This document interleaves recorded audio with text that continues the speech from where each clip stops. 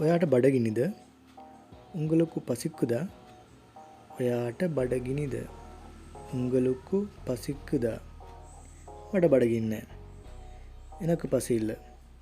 මට බඩගිනි නෑ. එනக்கு பசி இல்ல. ඔයා කන්න. நீங்க சாப்பிடுங்க. ඔයා කන්න. நீங்க சாப்பிடுங்க.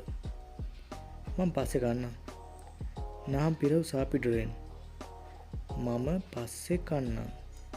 நான் பிறகு சாப்பிடுறேன். අපිට මෙතනදී சாப்பிடுவேன் කියන්නත් පුළුවන්. நான் பிறகு சாப்பிடுறேன். நான் பிறகு சாப்பிடுவேன். WhatsApp එකට දාන්න. මොනාරි ඔය යාළුවෙක්ට ෆොටෝ වගේක් හිම දාන්න කියනවනම් අපිට කියන්න පුළුවන්. WhatsApp එකට දාන්න. WhatsApp க்கு போடுங்க. WhatsApp එකට දාන්න. WhatsApp க்கு போடுங்க. එහෙම නැත්නම් WhatsApp ல போடுங்க කියන්න පුළුවන්. සද්ද දාන්න එපා. පොඩි කට්ටියක් එහෙම සද්ද දානවා නම් අපිට කියන්න පුළුවන්. සද්ද දාන්න එපා. சத்தம் போடாதீங்க. மல்லி சද්ද දාන්න එපා. தம்பி சத்தம் போடாதீங்க. හෙට ඔයා එනවනේ. நாளைக்கு நீங்க வாரீங்க தானே? හෙට ඔයා එනවනේ.